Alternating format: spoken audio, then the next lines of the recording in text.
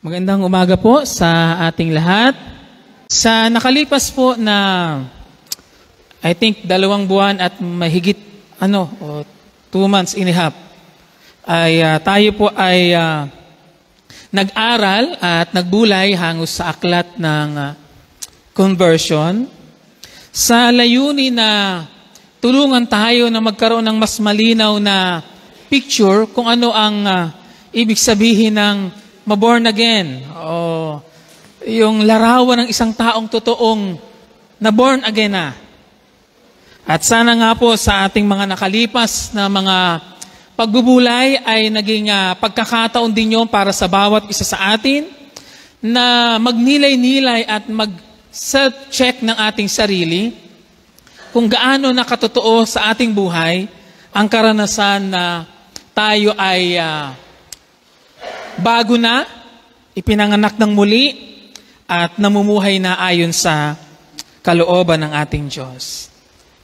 Sa umaga pong ito ay ibabahagi ko ang panghuling paksa sa serye ng ating mga pagbubulay na ito sa aklat ng conversion.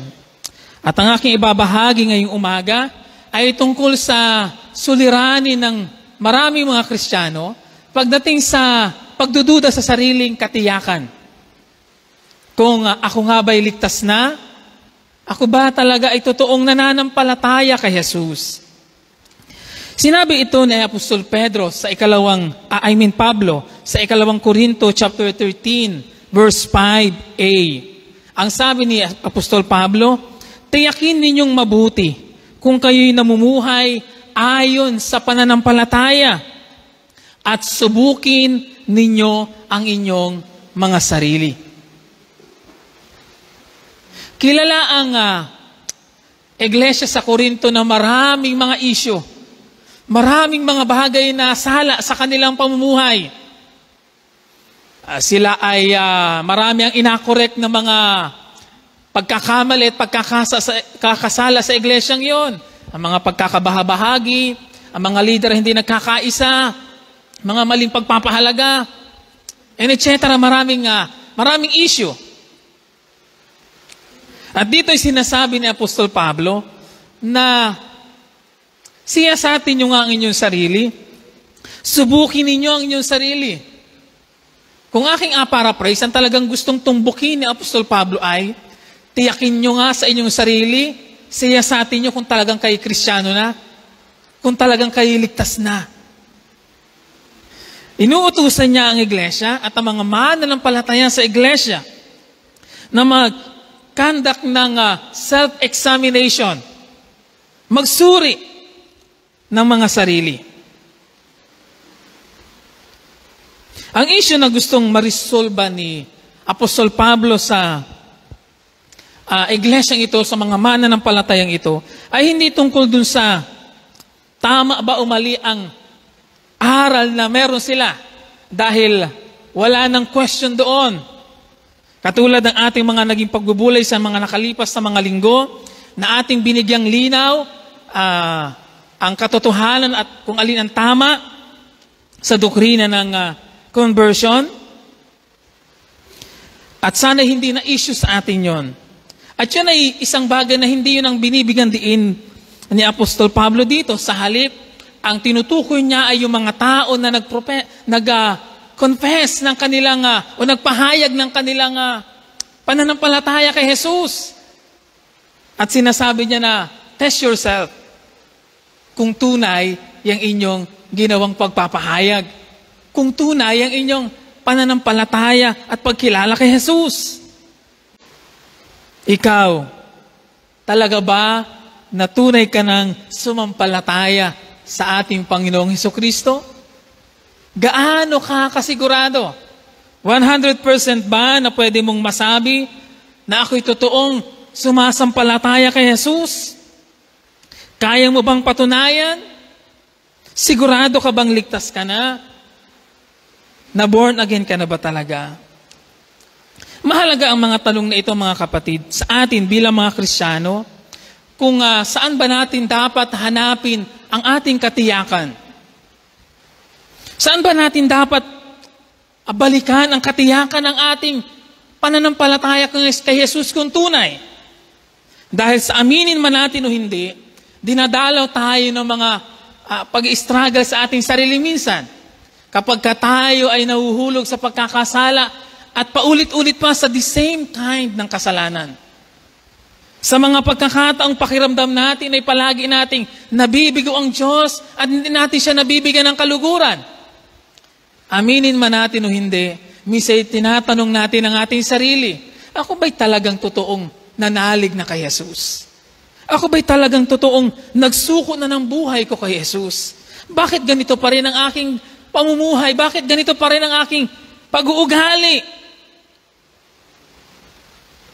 Sa ganyang mga sitwasyon at kalagayan, hindi ba pagkakataon ito para sa atin na bumalik sa Diyos at tiyakin ang mga bagay? Talaga bang sumasampalataya ako kay Jesus? Ngayon, saan nga natin pwedeng hanapin yon? Noong araw, at yan ang isa sa ating kinorek sa ating mga pag-aaral sa mga nakalipas na linggo at mga pag-aaral natin ng doktrina. Dahil noong araw, kinukuha natin ang ating katiyakan. Noong araw na tayo sumambit ng panalangin, ng pagtanggap, yung pang ating termino noon. At binabalikan natin yung ating date card na nakasulat doon, yung mga nakaabot pa noon. O minsan ay naka-mark sa ating kalendaryo. 2007, December 7, nang ako ay nanalangin ng pagtanggap at yun ang ina-claim ko na araw na ako ay naligtas at naging born again. Pero yun nga ba ang tamang balikan natin? Yun nga ba ang tamang batayan para masabi natin at matiyak natin na ako'y tunay ngang sumasampalataya kay Jesus? Ano ang sabi ni Apostol Pablo sa binasa nating talata? Tiyakin ninyong mabuti. Kung, ano daw yung kung? Naroon yung sagot sa kung. Kung kayo'y namumuhay ayon sa pananampalataya. Kaya ano ang sinasabi ni Apostol Pablo pagdating sa pagtitiyak ng sarili? Ang titingnan daw natin ay yung ating pamumuhay. Kaya ang pagiging tunay ng pananampalataya ay napapatunayan hindi sa ipinahayag, kung hindi sa ipinamuhay o ipinapamuhay. Mahalaga ang sagot sa tanong na ito, masagot ang tanong na ito sa mga pagdududa dahil ang nakasalalay dito ay ang ating eternal destiny. Kung hindi mo matiyak ito, maaaring meron kang malaking problema. Ngayon, ano ang pakinabang at dulot naman sa atin ng pagsisiyasat na ito bilang individual at bilang isang iglesia? Kung magagawa natin ito ng tama, ang pagsusuring ito, una, maaari itong magdulot siyempre ng discomfort sa mga taong nililinlang ang kanilang sarili o nanilang o nadaya ang kanilang sarili sa pag-aakala na sila ay tunay ng sumampalataya kay Jesus. Pero pangalawa, ito naman ay maaari ding magbigay ng dagdag na comfort sa mga dinadalaw ng pagdududa sa kanilang sarili minsan dahil aalisin noon ang kanilang pagdududa. Kaya ngayong umaga, hango doon sa sinabi ni Apostol Pablo na magsuri ng sarili, ay magkakandak tayo ng investigation. Hindi man tayo NBI ngayon. CBI, Church Bureau Investigation. Titingnan natin sa ating sarili mula sa isang iglesia na binati ni Apostol Pablo at mula doon ay merong ilang mga bagay na ma-observe tayo na na-observe si Pablo na nagpapatunay ng pagiging genuine o totoo ng kanilang pananampalataya. Ang tinutukoy kong mga iglesia o iglesia ay sa iglesia sa Thessalonica. Buksan niyo po ang inyong Biblia sa unang Tesalonica, chapter 1. At babasahin natin mula sa unang verse hanggang sa mga sumusunod. Okay, mula kina Pablo, Silas at Timoteo, para sa iglesia sa Tesalonica na nasa Diyos Ama at nasa Panginoong Hesukristo, kagandahang loob at kapayapaan nawa ang sumainyo. Lagi kaming nagpapasalamat sa Diyos dahil sa inyo at tuwin ay kasama kayo sa aming mga dalangin. Inaalala namin sa harapan ng ating Diyos at Ama ang inyong gawa dahil sa inyong pananampalataya, ang inyong pagpapagal dahil sa inyong pag-ibig, at ang inyong pagtitiis dahil sa inyong pag-asa sa ating Panginoong Hesukristo. Mga kapatid, nalalaman namin na kayo'y pinili ng Diyos na nagmamahal sa inyo, sapagkat ang magandang balitang lubos naming pinaniniwalaan ay ipinahayag namin sa inyo, hindi lamang sa pamamagitan ng salita, kundi sa pamamagitan din ng kapangyarihan ng Espiritu Santo. Nakita ninyo kung paano kami namuhay sa inyong piling. Ito ay ginawa namin alang-alang sa inyo. Sinundan ninyo ang aming halimbawa at ang halimbawa ng Panginoon. Kahit dumanas kayo ng napakaraming paghihirap, tinanggap ninyo ang salita ng Diyos nang may kagalakang mula sa Espiritu Santo. Kaya't naging huwaran kayo ng mga mananampalataya sa Macedonia at sa Akaya, sapagkat hindi lamang ang salita ng Panginoon ang lumaganap sa Macedonia at Akaya sa pamamagitan ninyo, ang inyong pananampalataya sa Diyos ay nabalita rin sa lahat ng dako. Kaya't hindi na kailangang magsalita pa kami tungkol dito. Ang mga taga-roon na rin ang nagbabalita kung paano ninyo tinanggap kami tinanggap. Sila rin ang nagsasabi kung paano ninyo tinalikuran ng pagsamba sa mga Diyos-Diyosan upang maglingkod sa tunay at buhay na Diyos at maghintay sa pagbabalik ng kanyang anak mula sa langit. Ito'y si Jesus na muli niyang binuhay na siya ring nagliligtas sa atin sa darating na puot ng Diyos. Napansin niyo po ba ang paraan ng approach ni Apostol Pablo sa iglesyang ito?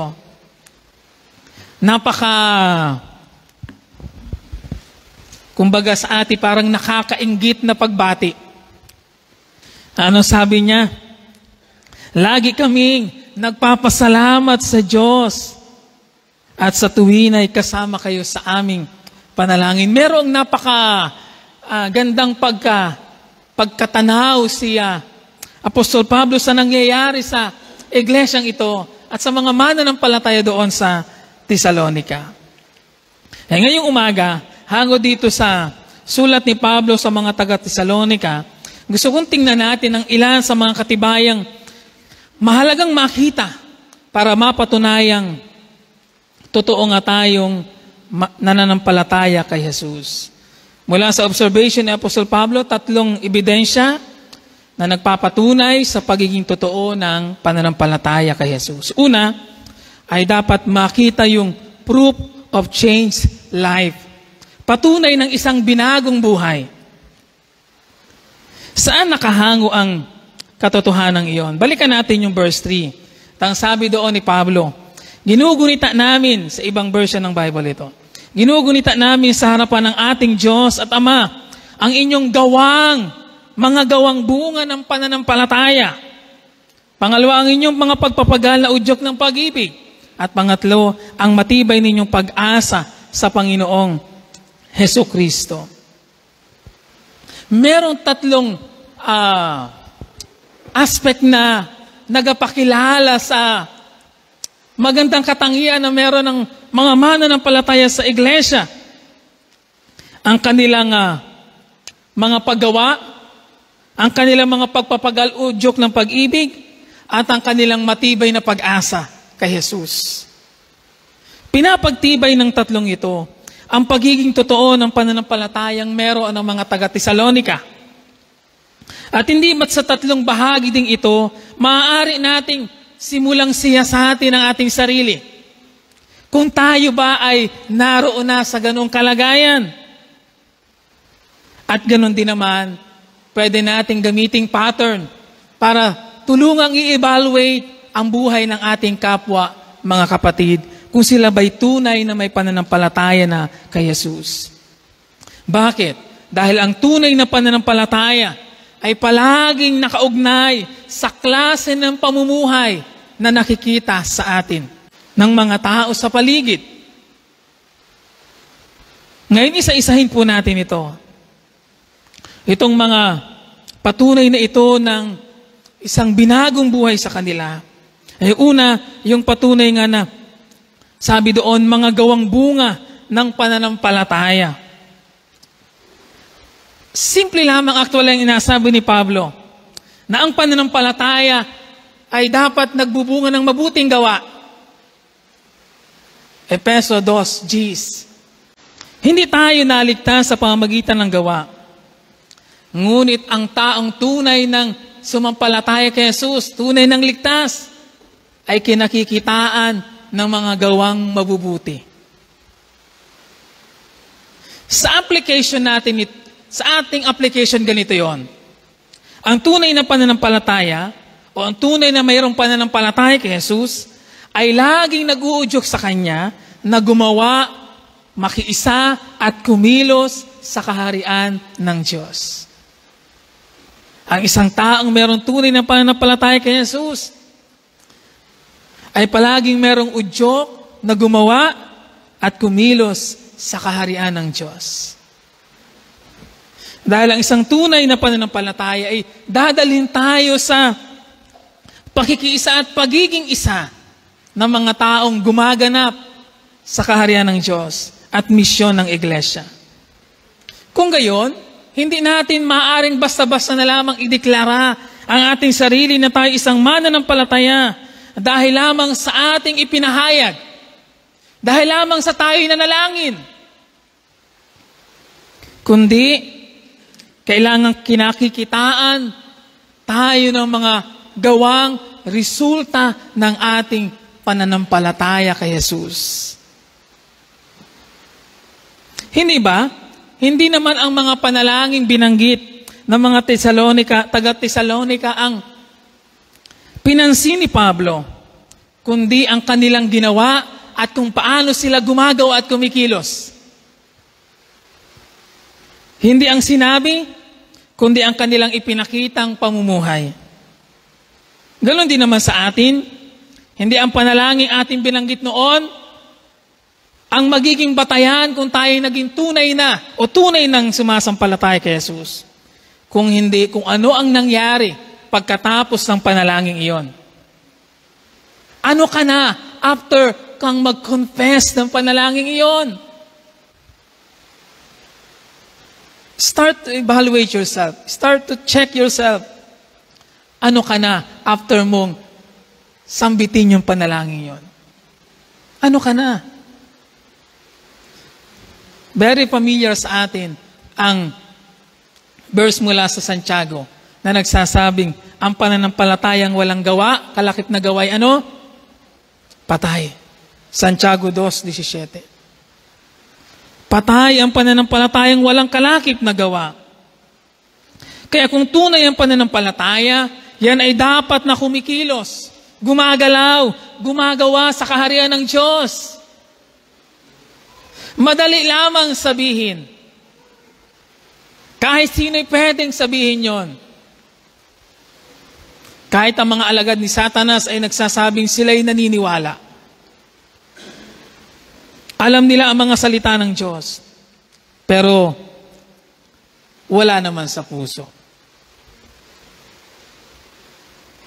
Kaya madali lamang sabihin na ikaw isang Kristiyano.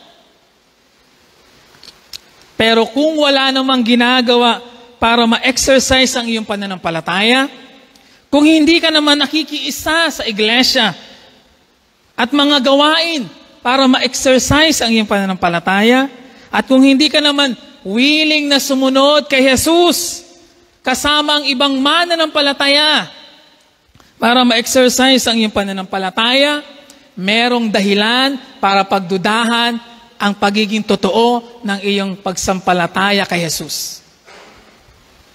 Uulitin ko po mga kapatid, kung hindi na-exercise ang ating pananampalataya kay Jesus sa pakikibahagi natin sa mga gawain sa kaharian ng Diyos, merong dahilan para pagdudahan ka.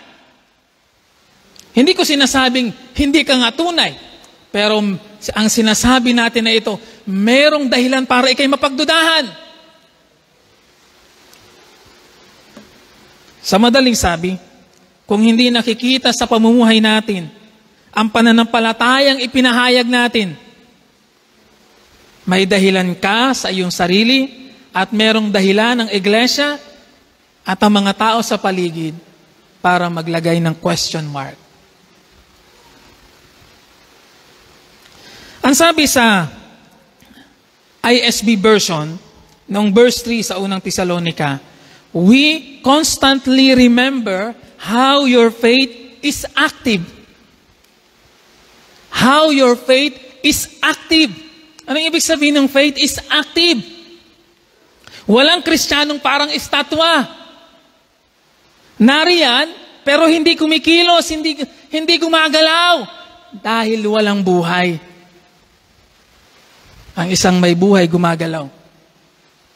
Sabihin mo sa iyong katabi, ang isang may buhay, gumagalaw, kumikilos. Kaya ang totoong pananampalatayang may buhay ay naghihimok sa isang Kristiyano na maging aktibong kabahagi at nakikibahagi sa paggawa sa kaharian ng Diyos. Kaya kung talagang may pananampalataya ka, hindi pwedeng tambay ka lang. Hindi tamang nakikinood ka lang.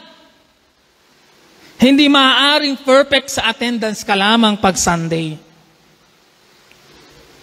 Dapat meron kang active participation. Your faith must be active.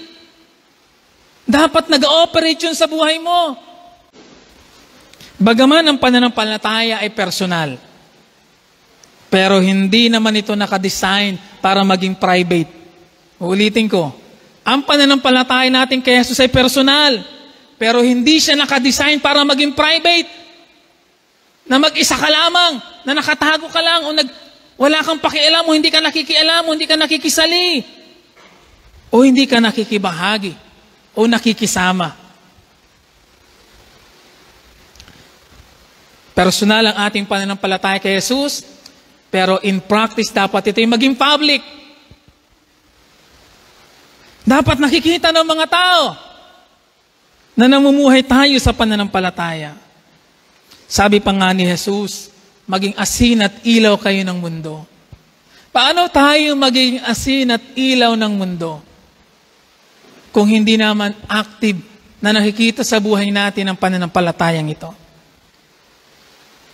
Kaya ang mga Kristiyano ay inaasahan na sadyang magpakita ng isang klase ng pamumuhay na napapansin, nakikita ng ibang mga tao. Dapat ay maging intentional tayo doon. Na ipakitang ganito na ang ating paniniwala, ito na ang ating pananampalataya, ito na ang ating ipinapamuhay. We must put it into practice, mga kapatid. Hindi lamang sa salita, hindi lamang sa pag-awit. Kailangan nating i-put into action ang ating pinaniniwalaan, ang ating sinasampalatayanan. Inaasahan sa atin yon na dapat makita. At yan ang meron ng mga taga-Tesalonica. Litaw na litaw, kitang-kita sa kanila. At hindi nila ikinahihiya na makita yon sa kanila. Kaya naman hindi mapigil ni Pablo ang kanyang sarili na i-acknowledge ang mga mananampalatayang ito. Pangalawa, yung sinabi ni Pablo, ang inyong pagpapagal na udyok ng pag-ibig. Nagbabago din ang tuon ng ating puso. Hindi na sa sarili, kundi sa mga bagay. Hindi na sa mga bagay sa mundong ito, kundi sa Diyos na. Faith and love go together. Hindi sila pwedeng maghiwalay. Ang sabi sa Galatia, sabi ni Pablo sa Galatia 5, verse 6, ang mahalaga ay ang pananampalatayang nakikita sa gawang udyok ng pag-ibig. Sa English, what matters is faith expressed through love. What matters is faith expressed through love. Kaya yung tunay na pag-ibig ay expression din ng tunay na pananampalataya. Sa madaling sabi, sa pag-ibig, nahahayag din ang pagiging totoo ng ating pagsampalataya kay Jesus. At sa mga tunay na nanampalataya kay Jesus, tinuturuan tayo nito ng ganito, na magmahal ng may pagpapagal at pagtitiis. Yon ang klase ng pagmamahal na ina-develop sa ating pagkatao ngayon. Hindi yung pag-ibig na makamundo na palaging kabig ng kabig lamang, kundi isang klase ng pagmamahal na mayroong pagpapagal at pagtitiis. At yun ay bunga din ng ating pagsampalataya kay Jesus. Katibayan na tayo ay na kay Jesus. Hindi ba't ganyan din naman ang katangiang makikita natin kay Jesus? Dahil ang buhay Kristiyano ay puno rin ng maraming pagpapagal at pagtitiis. Ang pamumuhay Kristiyano ay hindi buhay paraiso dito sa lupa. Pag naroon na tayo sa kabila, buhay paraiso na. Pero habang tayo narito sa mundo, ay hindi palaging buhay paraiso ang paglakad sa pananampalataya. Sa mga tunay na sumusunod kay Jesus, mapapatunayan niyon. Hindi maalwan ang lumakad. Hindi maalwan ang humakbang ng patuloy na pagsunod kay Jesus. Hindi madali ang magmahal ng mga tao. Hindi madali ang makisama sa lahat ng klase ng tao. Hindi madali ang magtiis, alang-alang sa iba. Pero yun ang inaturo sa atin ng tunay na pananampalataya. Yun ang inadulot sa atin ng tunay na pag-ibig. Kaya pwede nating sabihin na yun lamang totoong nananampalataya kay Jesus at nakakakilala kay Jesus ang makagagawang makapagpagal at makapagtiis hanggang dulo. Sa isang tunay na nananampalataya kay Jesus, ang mga bagay na ginagawa natin ay hindi sa pilitan, kundi kusa at maluwag sa ating kalooban kahit may mga pagkakataong tayo'y nahihirapan. Kahit pa dumating misa na tayo literal na mahirapan sa pisikal, sa pinansyal, o sa ibang aspeto ng ating buhay, pipiliin pa rin natin si Jesus dahil si Jesus na ang nagmamay-ari ng pusong ito. Uudyukan tayo ng pag-ibig na mas piliin si Jesus palagi kaysa sa anumang bagay sa gitna ng mahihirap, kahit sa gitna ng mahihirap na sitwasyon. Ang mga taga-Tesalonica ay ganyan. Nakita ni Pablo kung papaanong pinipili nila si Jesus sa kabila ng lahat, to the point na iniiwan ng maraming bagay para kay Jesus. Yung pangatlo, sinabi ni Pablo, ang matibay ninyong pag-asa sa Panginoong Jesucristo.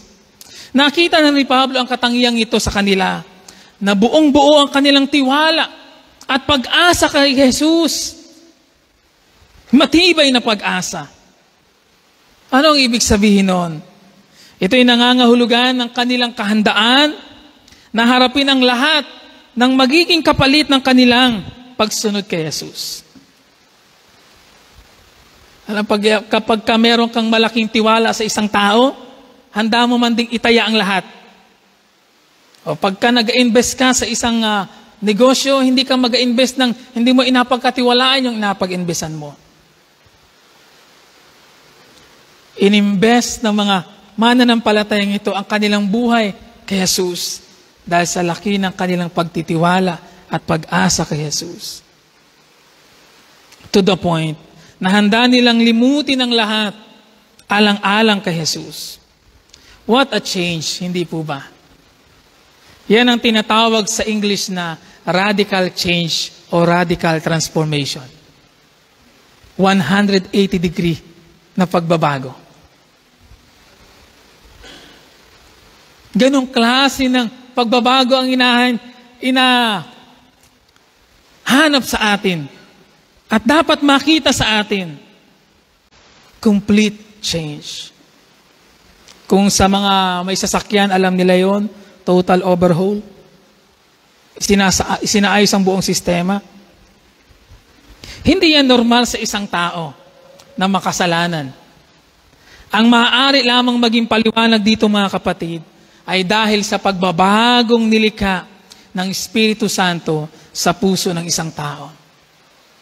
Yung ganong klase ng pagtalikod, yung ganong klase ng pagpihit ng buhay, yung ganong klase ng pagpapasya na talikuran ng mga bagay kapalit ng kapagsunod kay Jesus, ay bagay na hindi normal sa isang taong makasalanan. Kaya ang tanging pwedeng maging paliwanag lamang dito kung bakit nagawa at nangyari yon ay dahil sa nilikhang pagbabago ng Espiritu Santo sa buhay ng taong yon. Kaya kung merong nilikha ng pagbabago ang Espiritu Santo sa atin, kung tayo meron ng bagong puso, dapat yun ay pusong ang inapursunay si Jesus. Kahanga-hanga ang mga mananampalatayang ito, hindi po ba? Sana'y matularan natin ang kanilang ganong klase ng pamumuhay. Kaya sa isang tunay na pananampalataya, kay Jesus lamang umaasa, hindi sa sarili, hindi din sa mga bagay sa mundong ito. Parang angkla ng barko. Ang ating buhay ay nakaangkla na kay Jesus, kaya anuman ang mangyayari, panatag tayo, puno tayo ng pag-asa dahil naniniwala tayong hindi tayo iiwan, hindi tayo pababayaan ng ating Diyos. Maaaring magiging nakakatakot minsan at magiging napaka-challenging minsan ang ating paglalakbay sa pananampalataya. Pero hindi tayo lubusang matatakot. Hindi tayo ganap na panghihinaan dahil meron tayong malaking pag-asa na si Jesus ay nariyan para sa atin. Matibay ang ating sinasandalang Diyos. Makapangyarihan at mabuting Diyos. To summarize, saan na umiikot ang buhay ng isang taong mayroon ng tunay na pananampalataya kay Jesus? Hindi ba't sa kaharian na ng Diyos at sa mga bagay na nais ng Diyos? Ang mahalaga na ay hindi ang sariling kapakanan, kundi ang kalooban ng Diyos. Ang mabigyan ng lugod ng Diyos. Ang focus ng buhay ay hindi na sa ating mga sariling inadesire, kundi sa desire ng Diyos, sa plano ng Diyos, sa layunin ng Diyos.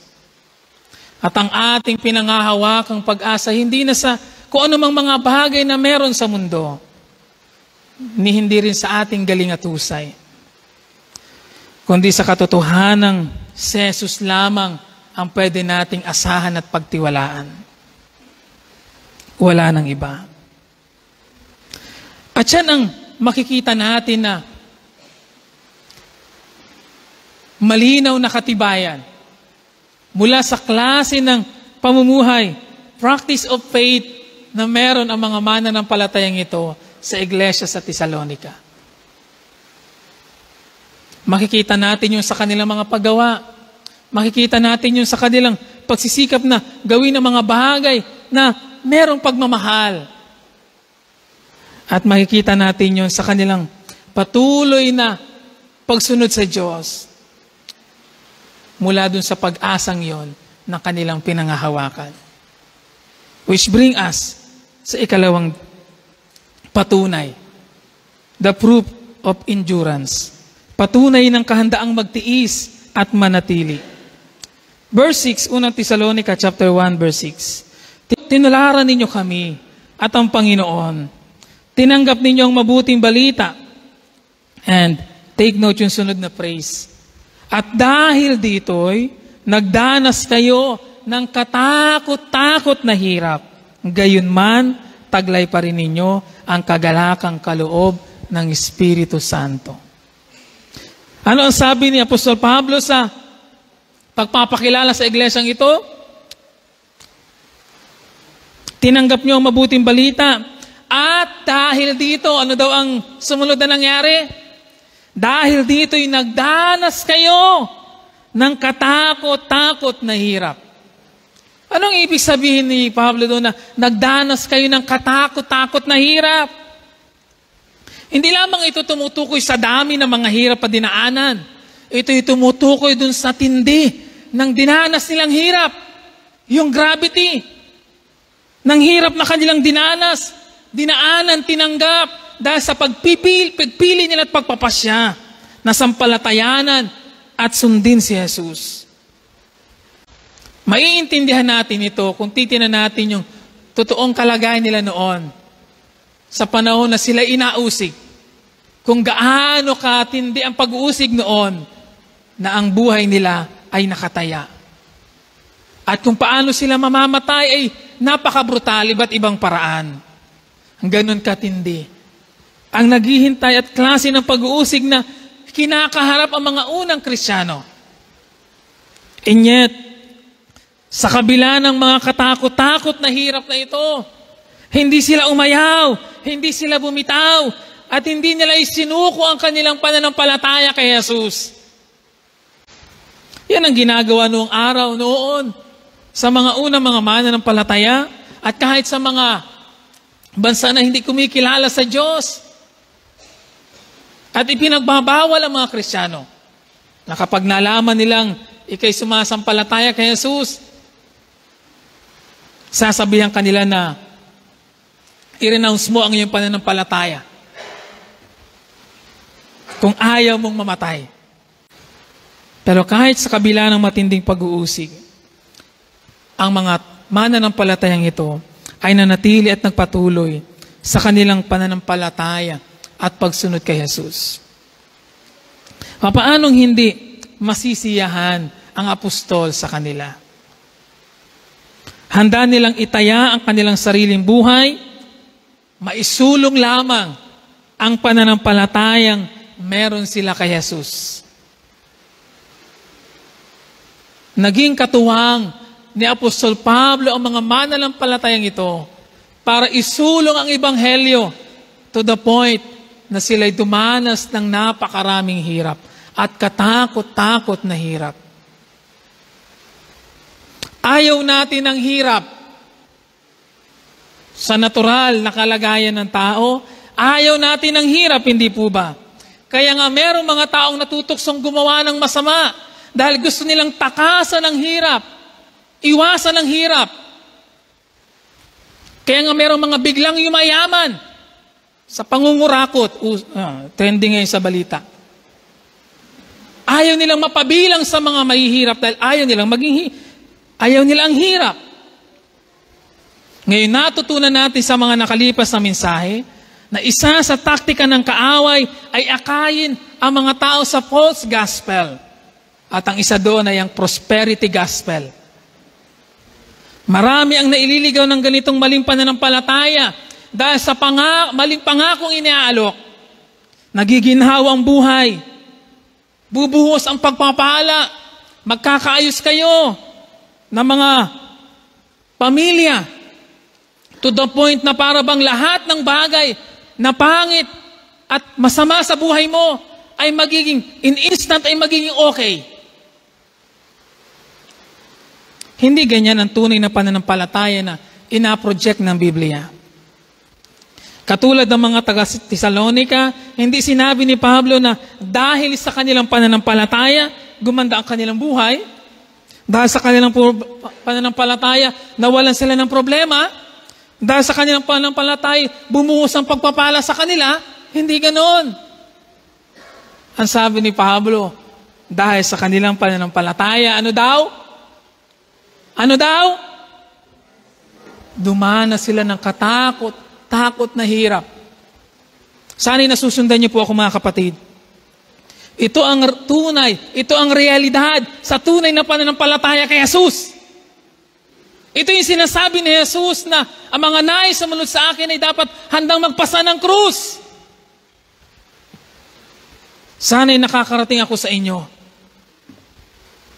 para magkaroon tayo ng self-examination. Gaano katotoo sa akin ang pananampalatayang ito? Gaano katotoong nilalakaran ko ang pananampalatayang ito kay Jesus? Marahil ay iisipin natin, at hindi naman masamang maisip yon, na salamat Panginoon, at hindi mo ipinapahintulot na makaranas kami ng katulad na ganong klase ng paghihirap at pag-uusig. Pero sa totoo lamang, hindi ko maiwasang isipin na higit na mapalad sila. Bagaman hindi ko sinasabing hindi tayo. Pero, hindi ba? Isang blessing behind disguise din yun na at least, nawawala yung panlilinlang sa sarili.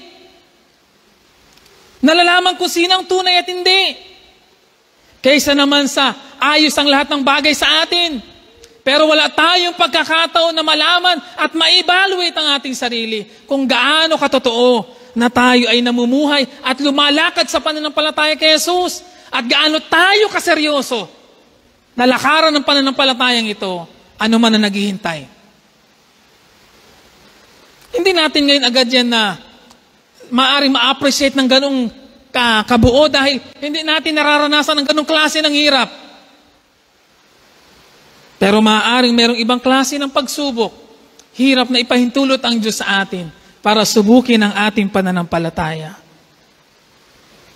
Kaya sa totoong mayroong pananampalataya kay Jesus, kung ipahintulot man ng Diyos na padaanin tayo sa mga pag-uusig, o mabibigat na karanasan, o sa anumang mga bagay na ipahintulot ng Diyos sa atin, kaugnay ng ating pananampalataya kay Jesus.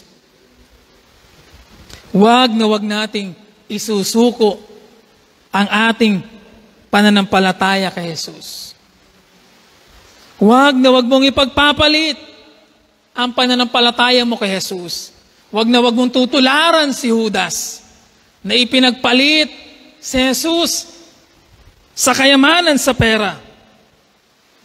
Isang malaking kahangalan na ipagpalit mo sa kayamanan ang pinagmumulan ng lahat ng yaman. Malungkot man na sabihin, ngunit sa dami ng mga nagpakilalang sila'y Kristiyano at sa dami ng mga grupo na makikita natin ngayon through internet at mga social media, parang ang hirap ngayon i-prove na sila'y mga tunay ngang mananampalataya kung ang titingnan natin ay ang klase ng kanilang pamumuhay. Pero ito ang nakamamangha sa sinabi ni Apostol Pablo sa mga mananampalatayang ito. Ang sabi doon, merong sunod na pangungusap. Gayunman, taglay pa rin ninyo ang kagalakang kaloob ng Espiritu Santo. Ito ang nakamamangha, mga kapatid, sa mga taong totoong nananampalataya kay Jesus. Dumanas man ang paghihirap, bakit nagagawang manatili pa rin yung kagalakang iyon sa kanilang puso? Dahil yun ay kagalakang inabigay. Dahil yun ay kagalakang hindi atin. Yun ay kagalakang constantly ina-sustain, ina-provide ng banal na Espiritu sa kanyang mga tunay na anak. Dahil sa kagalakang kaloob ng Espiritu Santo. Hindi, minsan tayo o madalas maiintindihan ng mga tao sa paligid, lalo na yung mga mananampalataya na handang magpakamatay para dito. Hindi tayo maiintindihan ng mga tao sa paligid to the point na nadanas na tayo ng mga hirap, nagkakalugi-lugi na, etc. Kung ano ng pagsubok ang dumaan. niya tayo nagpupuri pa rin sa Diyos. Nagpapasalamat pa rin sa Diyos at sinasambit natin, ang buti mo, Panginoon, sa buhay ko. Hindi nila maiintindihan yon. Pero bakit magagawa ng isang Kristiyano yon? Magagawa niya yun hindi dahil sa inapeke niya ang kanyang sarili. Nagagawa ng isang Kristiyano yon dahil sa inalagay na kagalakan ng Espiritu Santo. Kaya ano ang makikita natin doon? Na ang tunay na kagalakan ay wala sa mga bagay na meron tayo. Hindi yan ang nag-provide ng kagalakan. Kaya masusubok mga kapatid kung gaano tayo tunay na nagagalak sa Diyos pag may mga bagay na narin o wala sa ating buhay. Lalo na kapag ang mga bagay unti-unting nawawala, mananatili bang tayo nagagalak sa Diyos? Sa mga tunay na Kristiyano, mananatili ang kagalakang iyon dahil narin ang Espiritu Santo na nananahan sa atin at provide yung kagalakang iyon. Kaya huwag tayong masyadong manghawak sa mga bagay na meron tayo. At sa mga bagay sa mundong ito, be sensitive with the Holy Spirit. He is the one na kailangan mo talaga. He is the true source of joy and happiness. Ni kahit nga sa mga tao, hindi natin yung makikita. Ang mga tao, inadrain tayo. Naunawaan niyo po ba? Kahit tayo sa isa't isa, inadrain natin ang energy ng bawat isa. Kahit tayo mananampalataya, inadrain natin yung joy ng isa't isa, yung kagalakan ng isa't isa. Ay kung doon tayo nakadepende, ubos na tayo. But praise God, nariyan ang banal na Espiritu. Hindi po ba tayo nagpupuri sa Diyos? Salamat, Panginoon. Yan ang pananampalatayang tunay, mga kapatid. Kahit nahihirapan, nagagalak pa rin. Kahit nagkakasakit na, nagagalik pa rin sa Panginoon. Ako yun talagang natutuwa sa ating kapatid, Ate Tessie, na kahit sa kabila ng kanyang pakikipaglaban sa karamdaman ay puno pa rin ang kagalakan ng kanyang puso sa Panginoon. Wala siya ngayon dahil nagpapalakas pa rin siya. Si Mami Nils, kapag ako nakakita ng mga ganyang mga senior na yet nagpipilit pa rin ipaglingkod ang buhay, it's very amazing para sa akin.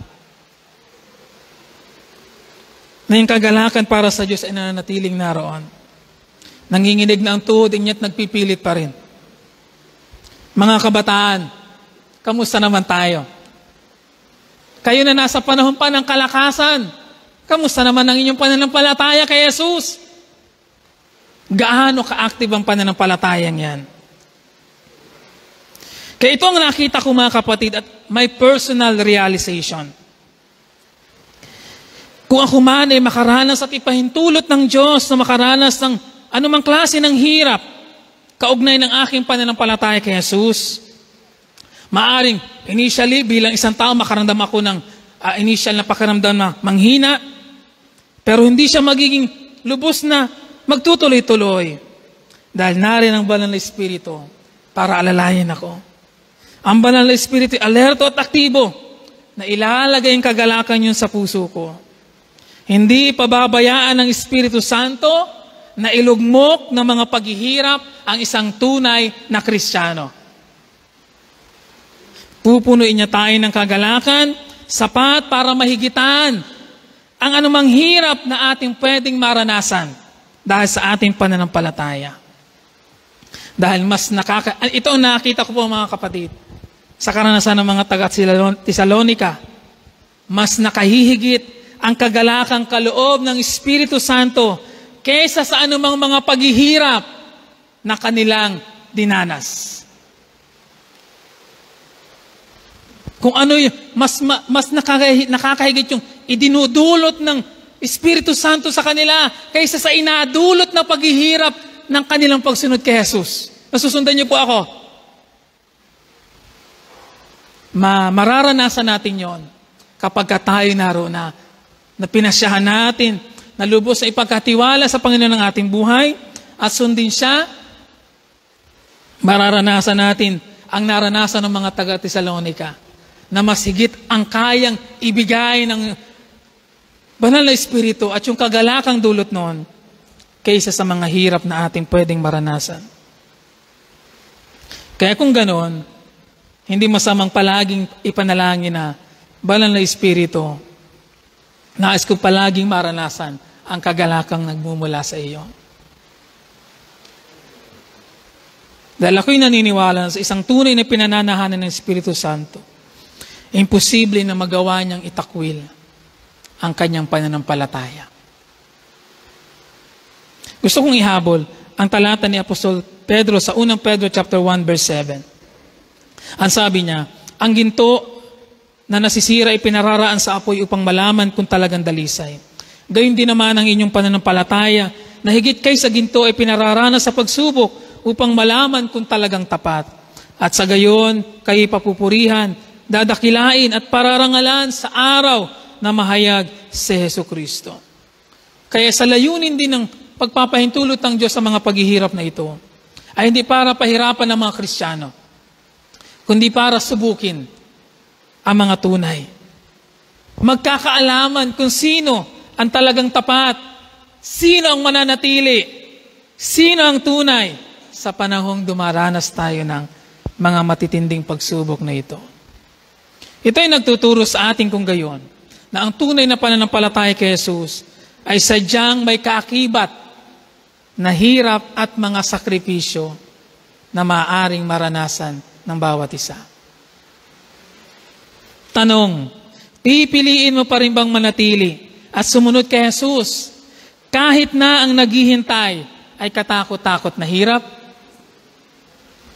Handa mo bang ipagpalit ang isang maalwang pamumuhay kapalit ng pagsunod mo kay Jesus?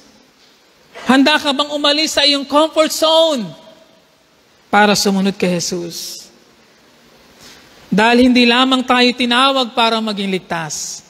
Hindi lamang tayo tinawag para magkaroon ng attendance sa simbahan. Hindi tayo tinawag para maging mananampalataya lamang sa pangalan. Tayo'y tinawag para sumampalataya at sumunod kay Jesus. Filipos 1:29, ipinagkaloob niya sa inyong karapatang maglingkod kay Kristo, hindi lamang ang manalig sa Kanya, kundi ang magtiis din naman dahil sa Kanya. Ano daw? Hindi lamang tayo tinawag para manalig kay Jesus, kung hindi ang magtiis din naman dahil sa Kanya. At gusto kong idugtog, para sa Kanya. Ikaw ba, kapatid, ay kasama at kaisa sa mga paghihirap o sa mga panahong ang mga bagay ay hindi maaluan sa pagsunod kay Jesus? O kasama ka lamang sa sarap at sa maaluwang kalagayan? Sana'y katulad tayo ng mga taga-Thessalonica. Likaan tayo ng Diyos ang ganitong klase ng pananampalataya sa Kanya na hindi nagbabago, hindi tumitigil, hindi nawawala, hindi bumibitaw, kahit pa sa kabila ng katakot-takot na hirap. Sila ay nagpapatuloy. Which brings me sa aking huling punto. The proof of growth. Yung patunay ng nagpapatuloy na paglago. Gusto kong balikan natin yung talata at pansinin niyo po yung pattern kung paano makikita natin yung pattern of growth na nangyari sa mga mananampalatayang ito. Verse 6. Sabi ni Pablo, nag-umpisa siya sa pag-acknowledge na, tinularan niyo kami at ang Panginoon. Tinanggap ninyo ang mabuting balita at dahil dito'y nagdanas kayo ng katakot-takot na hirap, gayon man taglay pa rin yung kagalakang kaloob ng Espiritu Santo. Kaya't naging huwaran kayo ng mga kapatid sa Macedonia at Akaya, sapagkat hindi lamang ang salita ng Panginoon ang lumaganap sa Macedonia at Akaya sa pamamagitan ninyo, pati ang balita tungkol sa inyong pananampalataya kumalat sa lahat ng dako. Ano pat hindi na kailangang magsalita kami tungkol dito. Sila na ang nagbabalita kung paano nyo kami tinanggap. At sila na rin ang nagsasabing tinalikdan na ninyo ang pagsamba sa mga Diyos-Diyosan at pinili ang Diyos na buhay. Ngayon, kung susundan po natin Mula verse 4 pala, hindi ko nabasa yung verse 4. Ma-observe po natin na merong pattern ng kanilang paglago. Ang kanilang pananampalataya ay hindi magaling sa umpisa lamang. Merong mga mananampalataya, magaling sa umpisa. Pero paglaoy na wala. Nang dumating ang mga hirap. Hindi ganun ang mga mananampalataya sa Tesalonica. Sa halip sila ay nagsimula, nagtiis, at nagpapatuloy. To the point na sila ay naging mga makapangyarihang patotoo para sa mga tao. Tingnan niyo po ang proseso. Sabi sa verse 4, nalaman namin na kayo mga hinirang ng Diyos. Yun ang unang approach. Verse 5, ang mabuting balita ipinahayag namin sa inyo. Sinira ng gospel.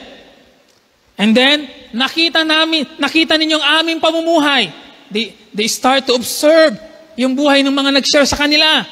Kaya ingat din tayo sa ating mga nag-share ng gospel. And then verse 6, ano nangyari? Tinularan ninyo kami. No, after na mag-observe sila sa buhay ng mga nag-share sa kanila, nakita nila, tinularan nila. And then after that, sa ibang saling yung tinularan ay sinundan. And then verse 7, kaya't naging huwaran kayo. After natularan, ibig sabihin, they put into practice na yung kanilang pananampalataya, sila'y naging huwaran. Anong ibig sabihin ng naging huwaran? Sila'y naging magandang patotoo, naging magandang halimbawa sa mga kapatid sa Macedonia at Akaya. And then verse 8, hindi lamang sa Macedonia at Akaya, ibig sabihin, tumawid na ng ibang bayan, ng ibang lugar. Lumaganap. Ano sabi? Lumaganap. Kaya yung kanilang influensya, lumalawak na. Ang kanilang pananampalataya, hanggang makarating daw saan? Sa lahat ng dako. O sabihin nyo nga, sa lahat ng dako. Saan na kaya nakarating ang ating pananampalataya? Hanggang saan na? And in verse 9, sila na rin ang nagbabalita tungkol sa inyo. Nasundan niyo po ba mga kapatid? Kung paano ina-picture ni Apostol Pablo ang proseso ng naging paglago ng mga mananampalatayang ito. Mula sa pagpapahayag sa kanila ng mabuting balita, sa kanilang pagtanggap, pagsampalataya, at pag-put into practice ang pananampalatayang iyon, to the point na sila'y naging inspiration na ng ibang mga mananampalataya at ginamit ang kanilang buhay at patotoo hanggang makarating ito sa iba't ibang mga tao. At hanggang isang araw dumating na ang mga tao na ang nagakusang nagapakilala sa kanila na, yan ay mga taga-Tesalonica. Mahuhusay na mga tao yan. Kamusta tayo mga kapatid? Tayo ba'y lumalago sa ating pananampalataya at pagsunod kay Jesus? Nasaan na tayo? Tayo ba'y nagpapatuloy o na-stuck na tayo? O hindi pa nakakapag-umpisa? Saan na tayo nakarating? Ano ang dapat pa nating marating? Ang mga mananampalatayang ito sa Tesalonica ay hindi na natiling mga baby sa kanilang pananampalataya at hindi na natiling observer sa kanilang pananampalataya. In application sa atin, hindi sila na natiling mga watcher, sitter, kundi sila naging active participant ng mga tagasunod kay Jesus. Sila'y nagpatuloy sa paglago hanggang makakreate sila ng isang powerful testimony ng kanilang pananampalataya kay Jesus. Dahilan para makita ng marami at maka-inspire sa marami na sumunod din kay Jesus. Wow! Sana'y ganyan ang marating natin. Ganyang klase ng journey sa pananampalataya ang marating natin. Ganyang klase ng patotoo ang makreate natin sa iglesyang ito. Malungkot at masakit na marinig ang mga komento minsan ng ilang mga tao tungkol sa mga Kristiyano. Katulad halimbawa ng, wala namang pinagbago yan. O di kaya naman, naturingang born again, ang sama ng ugali. Minsan nakakasakit marinig yung kahit hindi naman para sa atin at ibang mga Kristiyanong inatukoy, pero ang sakit pakinggan. Nakakasira ng ating patotoo. Sana'y wala sa atin ang masabing ganyan dahil maaaring magdulot ng kasiraan din sa ating iglesia. Sana'y maging nakaka-inspire ang ating buhay. Ito ang mahalagang maintindihan po natin, mga kapatid. Bakit mahalaga ang paglago? Dahil anumang mayroong buhay, sabi ko kanina, kumikilos. Ngayon, sasabihin ko naman, ay sadyang dapat na lumalaki at lumalago. Lahat ng may buhay ay lumalago. At yan ay totoo sa pananampalataya. Kung ang pananampalataya natin ay buhay, aktibo, dapat siya ay lumalago. Ang inilagay na binhi ng Espiritu Santo sa ating mga puso ay buhay. Sabi ni Pedro, unang Pedro chapter 1 verse 23, yamang ipinanganak kayong muli, hindi sa binhing nasisira, kundi sa walang kasiraan, sa pamamagitan ng salita ng Diyos na nabubuhay at namamalagi. Lumang version po ng Bible yon. Kaya ang isang tunay na pananampalataya ay lumalago dahil may buhay. Kaya kung may buhay yan, dapat yan ay kinakikitaan ng paglago. Kung may buhay ang pananampalatayang yan, dapat yan ay kinakikitaan ng pagbabago. Hindi lahat agad ay magbabago sa buhay, pero kinakikitaan ng tuloy-tuloy na pagbabago. Kaya ibig sabihin, hindi lamang yung pagiging matatag sa pagharap sa mga pagsubok ang dapat nating marating, kundi dapat ay nagpapatuloy pa doon. Hanggang marating natin yung lubos na paglago na dapat nating marating bilang mga mananampalataya. In short, ang isang tunay na mananampalataya ay hindi dapat manatiling forever na baby o ina-baby. Dapat nag-mature. Sabi sa Hebreo chapter 6 verse 1. Babasahin ko po sa English dahil narin yung diwa. Therefore, we must progress beyond the elementary instructions about Christ and move on to maturity. Sabi doon, move on from elementary, we must move on to maturity. Sadyang ina-expect sa atin ng mga Kristiyano na dapat tayo nag-mature. Kalooban ng Diyos na nag-mature, nalago ang mga Kristiyano. Sa kabilang, paraan ng pagsasabi, hindi kalooban ng Diyos na ang isang Kristiyano hindi nag-mature. Hindi nalago sa nauunawaan. Hindi nalago sa pamumuhay. Ang kalooban ng Diyos ay lumago tayo. Kung hindi nag-mature ang isang Kristiyano sa kanyang pananampalataya, paniguradong may problema ang Kristiyanong yon. Ang tawag natin yan, sa literal, kapag hindi nag-mature, ay abnormal. Unawaan, natin yon. Abnormal yung hindi nag-mature. Edad 30 ka na, 40, pero ang isip mo ay isip 10 taong gulang pa rin. Hindi ba abnormal yon? Ganon din naman sa pananampalataya. Kung ikay 20, 30 taon ng mananampalataya, and yet wala pa rin inilalago ang iyong pananampalataya, sitter pa rin, viewer ka pa rin, observer ka pa rin, bay merong malaking problema doon. Wala akong pinapatamaan na kung sino man. Pero ito ang salita ng Diyos na gusto kong marinig natin ngayong umaga. Dahil ang normal ay dapat lumalago ang isang may buhay. Yun ang normal. Hindi ako nagsabi niya, mga kapatid, ina-re-echo ko lamang. Yan ang totoo in reality kahit sa mundo. Lahat ng may buhay, ang normal, nalago. Ganon din sa pananampalataya. Kaya kung hindi lumalago, dalawang bagay ang maaaring totoo. Una, maaaring baka hindi pa talaga nagiging Kristiyano. Hindi pa talaga born again. Pangalawa, maaaring may sakit na hindi na-atensyonan. Sakit espiritual. Ngayon gusto kong makita nasaan ang sentro ng paglago na ito. Ang sentro ay naroon sa verse 6. Sinabi ni Pablo, Tinularan nila ang halimbawa ni na Pablo at ng Panginoong Jesus mismo. Ano ang pinatutunayan nito sa kanilang pananampalataya? Na sila'y namuhay na ang tudlain ay maging katulad ni Jesus. Maging katulad nila si Jesus. Ang halimbawa ni Jesus na iniwan.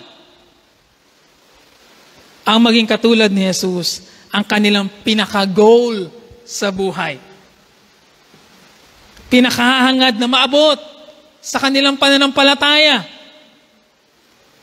And I think yun din ang isa sa mabisang paraan o pinakamabisang paraan para sukatin kung tayo ba'y lumalago sa pananampalataya sa ating pagsunod kay Jesus at sa halimbawa ni Jesus. Ang ating bang klase ng pamumuhay ay nag-improve katulad ng kay Jesus? Ang ating bang pagkatao ay nag-improve katulad ng kay Jesus? Ang ating bang pag-ibig, pagtitiwala, pag-asa ay nag-improve katulad ng kay Jesus? Kung talagang tayo nagnanais na lumago, ang maging katulad ni Kristo ang dapat nating pinakahangad. Naunawaan po ba natin? Kung gusto nating tayo lumalago ng patuloy, ang sabi ng Hebreo, fix your eyes on Jesus. Si Jesus ang ating goal.